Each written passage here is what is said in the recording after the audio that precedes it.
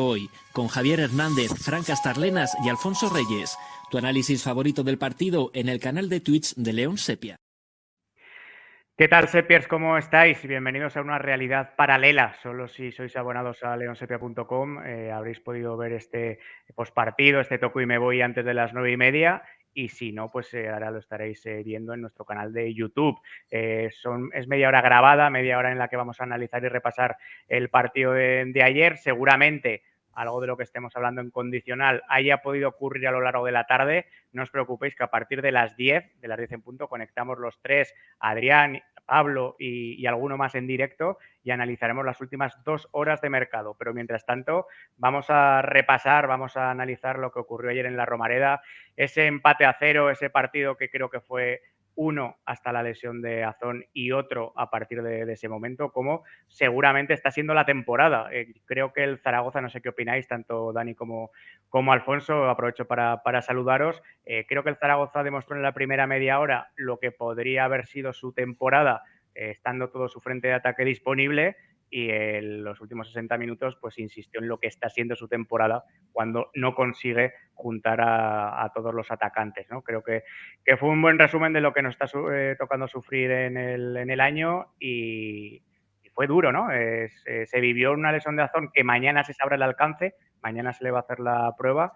Seguramente pues, las expectativas que hay, las esperanzas, es que no sea una recaída, sino que haya sido algo más preventivo que otra cosa, unas molestias que quizá le hagan perderse algún partido, eso sí, pero se vivió tanto, yo creo que dentro del campo, los compañeros, por supuesto los aficionados, casi como si fuera una triada, ¿no? Parecía una lesión gravísima, pero sobre todo por el vacío anímico y psicológico que generaba que Azón volviese a pedir el cambio. Eso es muy significativa en el momento de la lesión, la imagen de Giuliano Simeone echándose las manos a la cara como dices, ¿no? Como si realmente la lesión fuera de tremenda gravedad. Es verdad que sabemos que Giuliano pues es poco comedido en el gesto y a veces nos deja este tipo de imágenes, pero bueno, yo creo que sí que ejemplifica un poco el sentir del vestuario, ¿no? De que tienes un futbolista que se ha demostrado importante, lo demostró ayer, tuvo un par de ocasiones buenas en el rato en el que estuvo. Yo creo que aportó trabajo como siempre, pero aparte de eso también dejó algunos detalles muy buenos de notable mejoría respecto a lo que mostraba la temporada pasada, pero que no está pudiendo jugar. Y ahí es verdad que tanto la lesión en sí misma, con lo que le supuso al equipo, como el parón que hubo bastante largo para valorar y realizar el cambio, pues sí que le cortaron la dinámica al Real Zaragoza, que de alguna manera ya no supo reaccionar prácticamente hasta los minutos finales en los que tuvo alguna ocasión, ¿no? Pero bueno, el escenario del partido, yo creo que los que nos vieran ayer, los que nos vieran el viernes pasado también, creo que respondió a las expectativas. La Ponferradina era un equipo que no te iba a dejar espacios, y si no anotabas pronto, el partido se iba a complicar mucho, y creo que fue exactamente lo que pasó.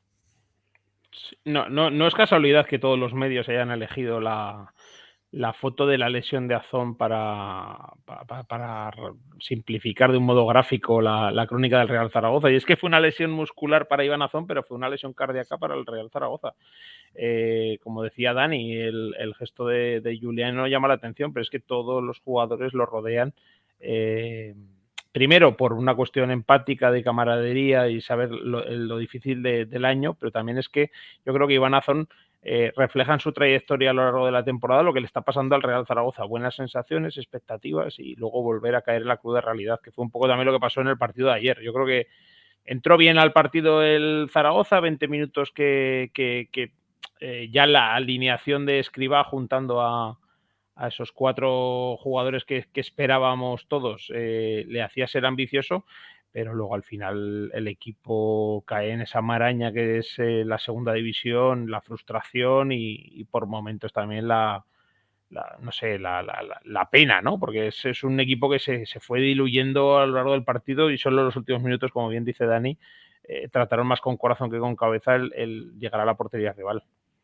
Yo veo esta foto y primero se me van los ojos a Zon, obviamente, pero segundo se me van a esa espalda de Simeone que está ahí agachado y sujetándose sobre sus rodillas, porque recordemos que también está renqueante, está con esas molestias lumbares, fruto seguramente, bueno, de un golpe en un partido al final de la primera vuelta, pero también de ese sobreesfuerzo permanente que está viviendo en su primera temporada en segunda división, fruto de, bueno, pues de esa lesiones permanentes de Azón, de ese rendimiento tan paupérrimo de Pape.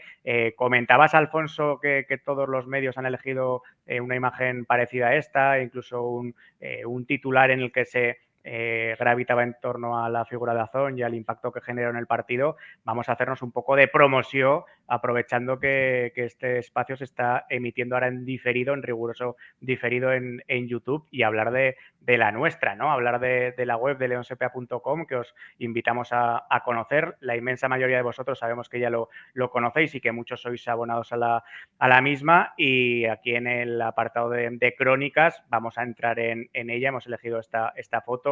El titular de Azón nos deja helados, porque creo que así nos dejó, ¿no? Durante los 60 minutos que siguieron a su lesión. Y bueno, pues aquí hablábamos, ¿no? Que el delantero pidió el cambio a la media hora en una probable, esperemos que no, recaída de su lesión en el isquiotibial, y al Zaragoza se le apagó el fuego del inicio del choque. Bermejo disparó al poste y Cristian evitó la derrota con una reacción colosal a un cabezazo a la salida de un córner en los minutos finales del partido. Hablabas, Alfonso, bueno, aquí sigue la crónica con las fotos de Alfonso y de Dani. Si eres abona puedes leer los 10 párrafos que tiene la misma. Bueno, pues aprovechamos esta incursión por YouTube para haceros partícipes y que poneros sobre las huellas y la pista de esta página de que desborda y que rebosa zaragocismo. Comentabas, Alfonso, la figura de Escribá. ¿Os sorprendió la alineación? A finales de la semana pasada nosotros manejábamos la teoría de que quizá te tenías que guardar algo en la segunda parte, y no terminábamos de ver claro que jugaran de inicio tanto Azón como Simeone. Ayer, bueno, pues accedimos a esa posibilidad más que real, ¿no? Pero lo que creo que ninguno de los tres detectábamos ayer, horas antes del partido, es que Bermejo pudiera ser titular, y mucho menos que jugara los 90 minutos. Es que quizá era más probable que tuvieran una pequeña recaída o una molestia muscular Bermejo por jugar 90 minutos completos, y sin embargo que termina recayendo es Azón, que lleva tratándose con absoluto mimo esa recuperación de sus percances, ¿no? A veces es difícil hacer crónicas de cosas que no tienen explicación y que no hay manera de entenderlas. Fíjate que yo cuando vi a calentar a Puche, que salió a calentar un par de minutos antes de que Azón fuera al suelo, pensé en Bermejo, ¿no? Yo también. Además acababa de Y ver la tarjeta amarilla, sí, sí, entonces digo, sí. pues o por la amarilla o porque está para 45 minutos solo. Y eso, ¿no? Además, los precedentes nos hacían pensar un poco en eso, en que Bermejo iba a entrar en la segunda parte y jugar un ratito.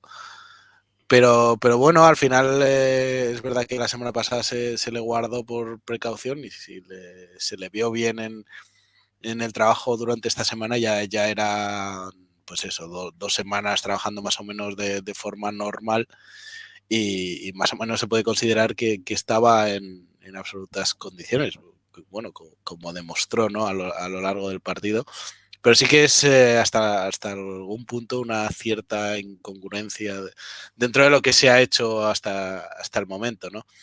Y luego es verdad que claro, con la lesión de Azón tienes que sacar a Puche antes de tiempo, y ya quedan muy mermadas las opciones ofensivas del equipo de cara a la segunda mitad o al tramo final del partido, cuando necesitabas marcar.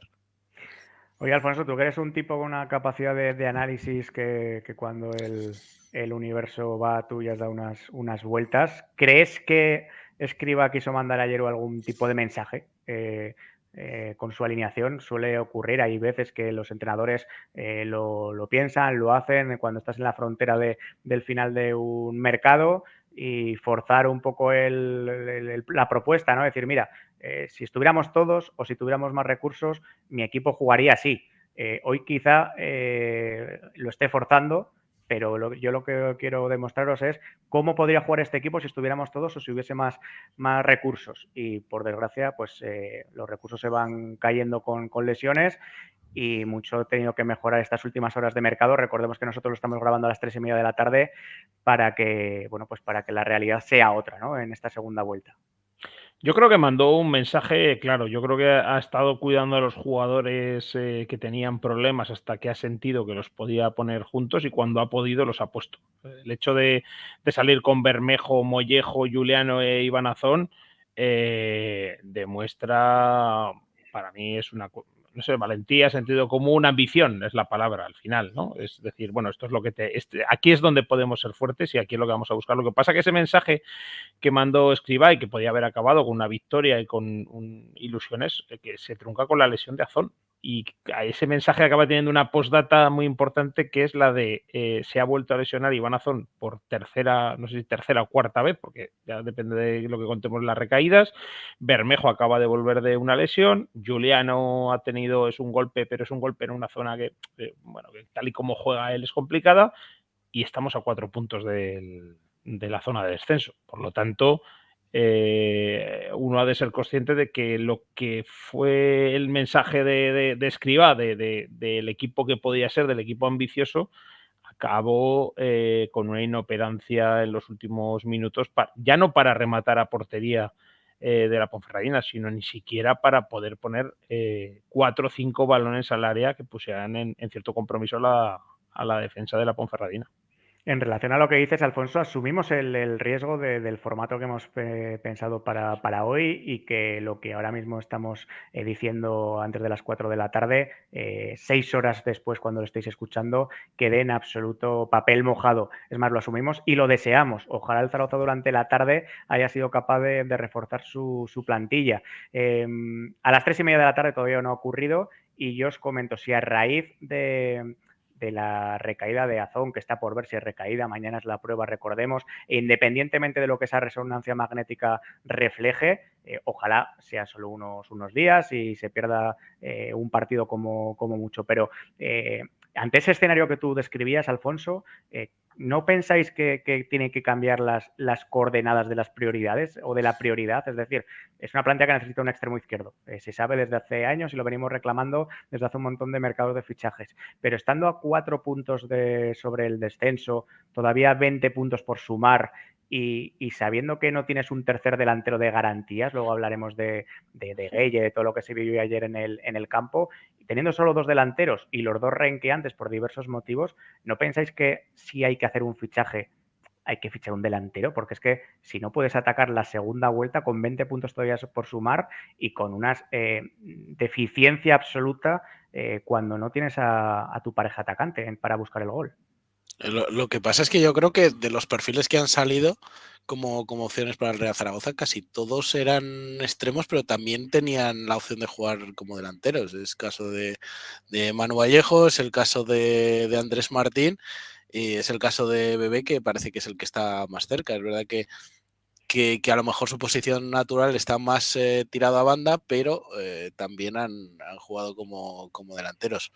Hay que tener en cuenta que en la segunda división el problema, uno de los grandes problemas es el económico y más, yo creo que además ahora mismo las categorías más bajas se han visto perjudicadas por el tema de las plantillas, ¿no? Ahora las plantillas son mucho más largas con el tema de los 5 cambios y hay muchos más jugadores que pueden entrar en juego. Entonces, ese goteo que había antes de jugadores de primera división que tenían que bajar a segunda división, ya no es tal o ya no es tanto. Entonces, a lo mejor el Real Zaragoza quiere un delantero centro, pero es que no hay.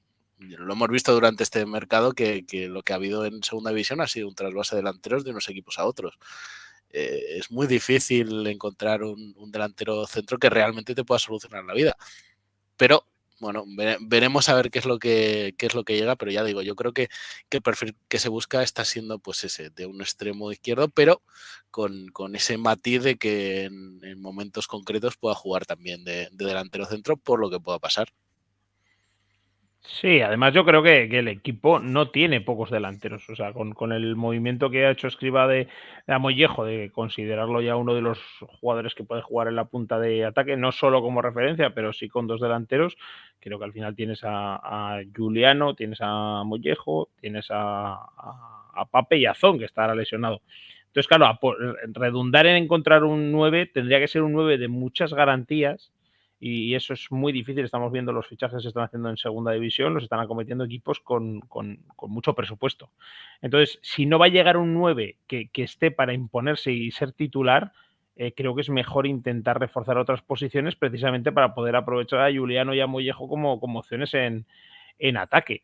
Pero como dices tú, Javi, estamos ahora a mitad de la tarde y no parece una tarea fácil. Lo que sí que preocupa es el tema de las salidas, porque si estas no se producen, difícilmente van a llegar jugadores y creo que el equipo ahora mismo lo necesita por una simple cuestión, no solo por los que están lesionados, es que ahora mismo hay 3, 4 jugadores que no tienen ninguna posibilidad de jugar en el Real Zaragoza. Entonces, en una plantilla de 25 en la que tienes siempre por bajas, sanciones y lesionados, 2, 3 bajas y 5 no juegan, la plantilla es demasiado corta para afrontar, no nos olvidemos, unas 17 jornadas creo que quedarán después del cierre de mercado, a muy pocos puntos de la zona de descenso. Al final en la vida, aunque nos cueste, bueno, algunos, ¿no? No sé exactamente qué vida tendrá cada uno, pero por lo menos en la nuestra terminas eligiendo entre las posibilidades que se te presentan, que casi nunca son todas ni son óptimas, ¿no? Pero entre esas posibilidades tú tienes que elegir y, bueno, pues el Zaragoza en el mercado para cuando llega, que suelen ser los últimos 5 minutos antes de que se baje la persiana, pues queda entre poco y nada y si llega algo, pues es de milagro y al final y a última hora, ¿no? Pero yo es que tengo la impresión de que en estas últimas horas quizás se haya concretado, si estáis viendo esta primera parte del programa que se ha diferido en YouTube, igual se ha concretado la llegada de Bebé, que es el nombre que con más fuerza está sonando en estas últimas horas. Si termina llegando Bebés porque me parece que a Andrés Martín no tienes acceso, porque ha decidido quedarse o porque Iraola ha preferido que se quede, pero en esa barra extremo izquierdo barra delantero yo le invertiría el orden y pondría delantero barra extremo izquierdo, porque es cierto, Alfonso, que Mollejo, y además Escribá creo que ha hecho una gran labor con esa reubicación del jugador, ha demostrado que puede jugar en punta, pero ayer el equipo demostró que es muchísimo más afilado y muchísimo más ofensivo si juegan arriba dos delanteros y si por fuera están tanto Bermejo, Mollejo, Bada ayer no porque no estaba, pero me parece que contar con Mollejo de delantero, aunque es una posición en la que él se ha formado en las categorías inferiores del Atlético de Madrid, habla de una cierta escasez y carestía de recursos, por más que por nombres te puedan salir los 4 que comentabas. Y hablamos de esa cierta carestía porque ayer volvió a tener una oportunidad Gueye, no ha tenido muchas, es cierto, pero las que ha tenido, creo que salvo el partido en casa contra el Villarreal B, no ha dejado un buen sabor de boca en ninguna. Recordamos, por ejemplo, ayer una conducción mano a mano con Amir después de que Simeone se la prolongara de cabeza, que el árbitro terminó pitando fuera de juego, que luego el VAR habría que ver lo que hubiera dicho, porque no estaba tan claro desde mi punto de vista en la repetición, pero que no supo controlar ni dominar el balón en 20 metros. Los Leones los doma, pero los balones se le complican. Y luego la impresión, lo más doloroso que me resulta a mí en cuanto a la figura de Gueye, más allá de todo el circo que tanto nos gusta y tampoco bien nos hace cuando la Romareda le pone la cruz a un futbolista, es que ya lleva 5 meses en Zaragoza y si te dicen que ha llegado hace 5 días, lo sigues pensando, porque no entiende los circuitos de juego, es un elemento extraño dentro del conjunto, los compañeros se mueven acompasados y él es un verso libre, muchas veces se tropieza o coincide con un futbolista porque él no tiene que estar aquí. Recupero esta foto que hicisteis ayer durante el partido. Me duele preguntártelo a ti primero, Dani, te lo prometo, porque sé que eres uno de los principales defensores de Pape, pero a mí lo que más me preocupa o ya me desespera es esa sensación de que lleva 5 meses y parece que llegó el fin de semana pasado, ¿no? Que está todavía mirando en la tarjeta a ver en qué dirección exacta vive porque no se acuerda. Yo la verdad que soy muy de esa frase de director deportivo de que no hay malos fichajes sino malos rendimientos, ¿no? Yo dentro de... ¿Cómo evolucionas el discurso, eh? No, ahora continúo. Pero quiero decir, al final, es que leí ayer una crítica que me pareció un tanto injusta porque hablaban de que todos somos muy buenos en YouTube. Pero claro, es que los highlights, y yo he hecho highlights, he editado vídeos de highlights, os prometo que me costó muchísimo sacar una imagen buena de Gripo, por ejemplo. No la sabía. Pero claro, para montar un highlight de Pape son 10 goles en la Liga Belga. 10 goles esta temporada, 10 goles la anterior. 11 y 12, para ser más concretos. Quiero decir que algo tiene que tener. Yo creo que el problema seguramente está siendo de adaptación, posiblemente será idiomático, no lo sé, algo hay, pero no soy tan crítico con el fichaje. Es verdad que creo que seguramente a nivel de salario está muy por encima del rendimiento, obviamente, y el rendimiento de Pape esta temporada está siendo paupérrimo. Pero no soy crítico o no soy tan crítico con el fichaje como lo es la mayoría de la gente, porque entiendo que cuando se apuesta por este futbolista no se apuesta únicamente por esto, ¿no? Por ver un vídeo de YouTube. Hay gente detrás, es una apuesta que está respaldada por la multipropiedad del Real Zaragoza, no únicamente por el Real Zaragoza, no es una apuesta de Torrecilla. Y al final es un jugador que ha hecho 2 buenas temporadas y que ha acumulado buenos números en una liga que a priori entenderíamos que es mejor que la segunda división española. Por lo tanto, ya digo, el problema de Pape está siendo el rendimiento y habría que entender, seguramente, como pasa muchas veces, habría que entender primero a la persona para después valorar lo que le está pasando al futbolista. Yo estoy de acuerdo en parte. O sea, está claro que algo tiene Pape porque ha hecho goles, igual que le pasó a Aris Bukic, que vino a segunda división. Pero sí que es verdad que la segunda división es una categoría complicada. Yo creo que esa frase es de Juan Malillo, que dice que se ficha a los jugadores por lo que han hecho y no por lo que esperas de ellos, ¿no? Yo creo que Maktar tiene un serio problema. Tiene un problema técnico a la hora de conducir, de controlar, por supuesto asociativo, pero si fuera ese jugador africano que es individualista y que busca sus acciones a veces con más corazón que cabeza, no era africano, pero podría ser una similitud a Everton, que era un verso libre, que no era un portento técnicamente, más allá de un disparo que no sabías muchas veces cómo lo conseguía, pero buscaba siempre la portería.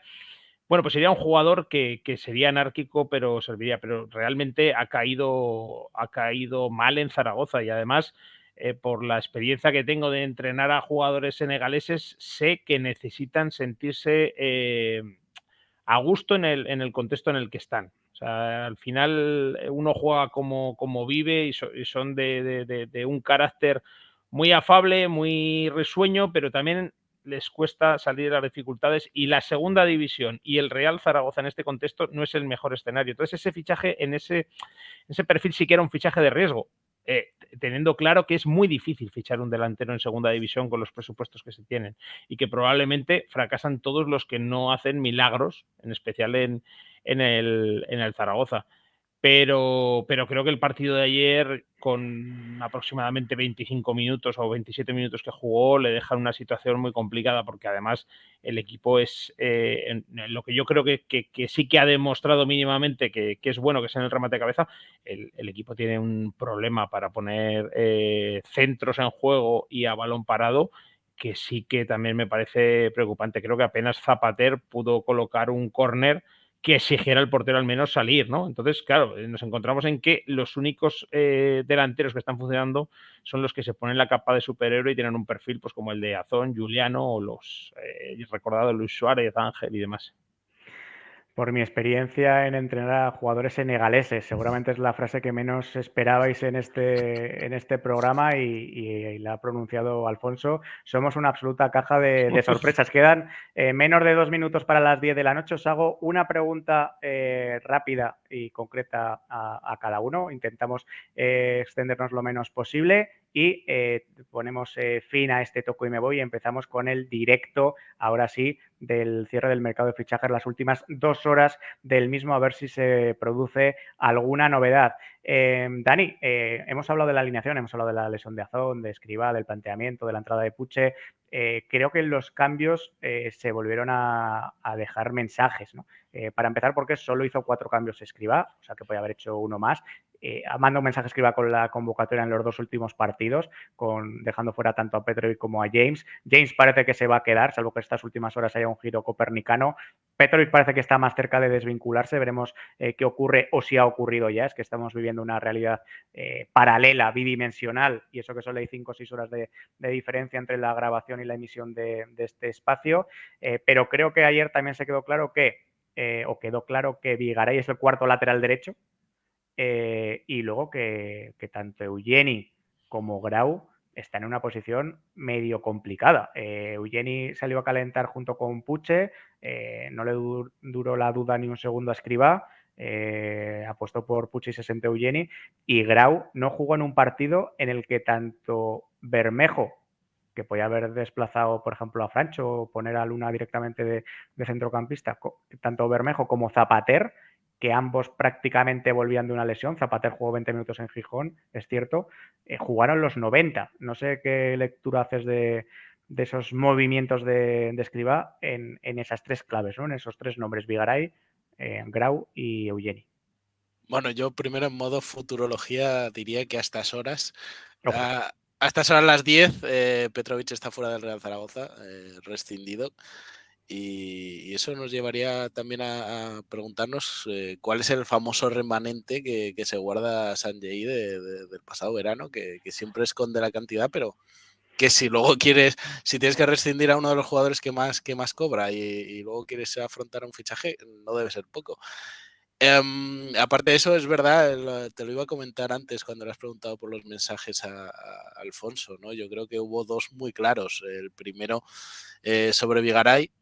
O sea, lo hemos estado comentando muchas semanas que a lo mejor no veía a Vigaray para ser titular, pero lo podía ver para 20 minutos.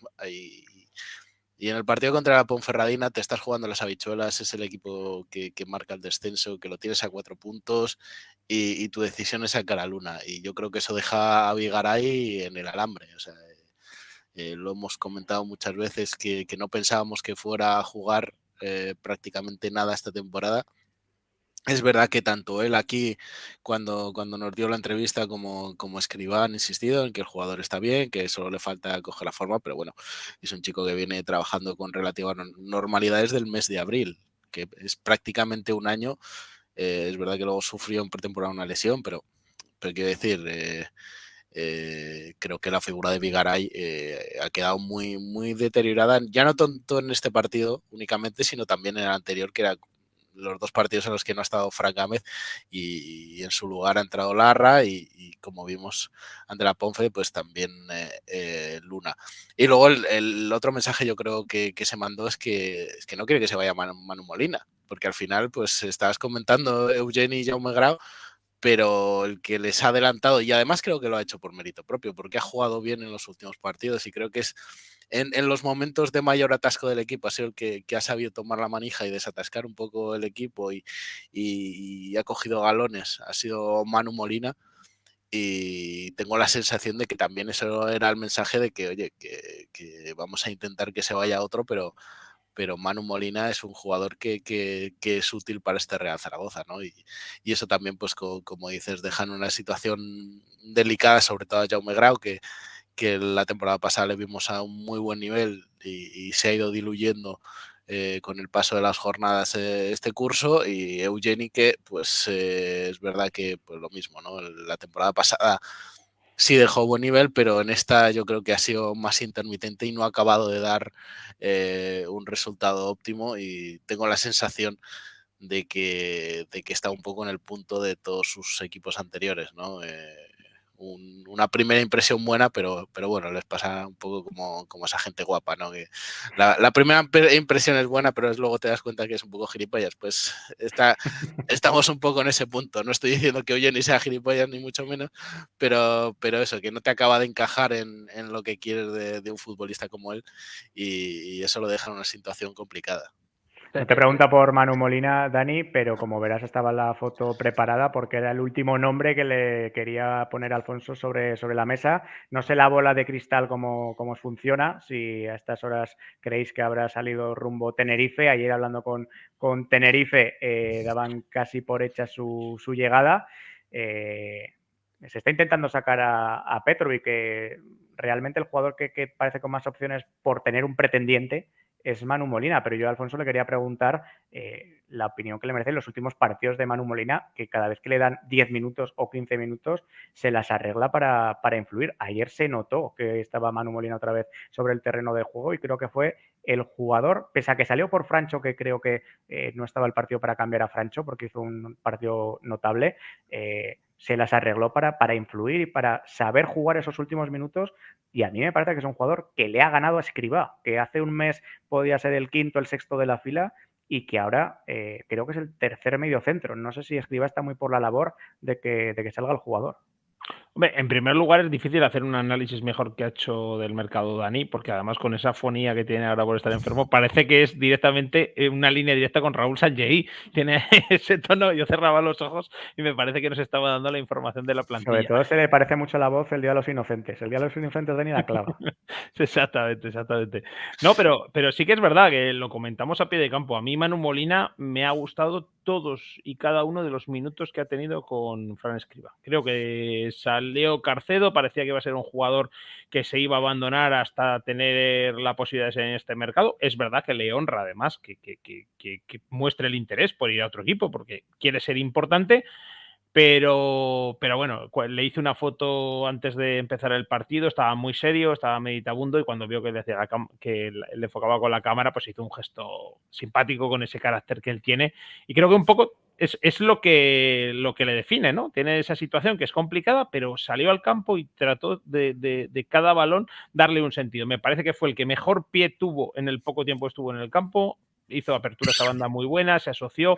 Tiene además esa calma para decirle a los compañeros cuando la Romareda te arrastra a esa manada de Jumanji que es los últimos minutos porque quieres ganar y tienes esa necesidad. Él, desde el juego, creo que es un jugador que le puede aportar esa pausa. Me parece un jugador además un medio centro distinto y de verdad que todo lo que no me podía convencer con muchísimos minutos con Carcedo, creo que cada uno de los minutos que ha jugado en el Real Zaragoza en contextos muy distintos y siempre muy difíciles ha conseguido, para mí, ser jugador influyente, como bien dices. Entonces me parece que si se queda será una buena noticia y sobre todo si se va tiene que venir un recambio porque está claro que ni James ni Petrovic son una opción.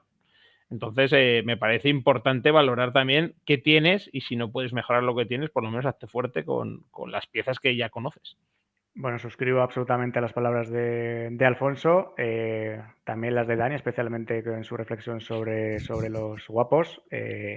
En un porcentaje muy alto ocurre lo que comenta Dani. Y ahora sí, nos hemos ido un poco de tiempo. No somos tanto de tocar e irnos, como habréis visto, somos más de sobarla un poco, quedarnos, tardar un poco más de lo que se prevé. Pero bueno, pues cogemos ahora el DeLorean y vamos en dirección contraria. En vez de al pasado, de volver al pasado, vamos a volver al futuro, vamos a volver a la actualidad, al presente, y después de esta doble cortinilla de cierre de Toco y Me Voy y de inicio del directo del mercado de invierno, nos vemos ahora sí en directo para vivir las últimas 2 horas de este mercado de enero, a ver si ya ha ocurrido todo lo que tenía que ocurrir o pasa algo. Hasta ahora, gracias. Chao. Toco y Me Voy, con Javier Hernández, Fran Castarlenas y Alfonso Reyes. Tu análisis favorito del partido en el canal de Twitch de León Sepia.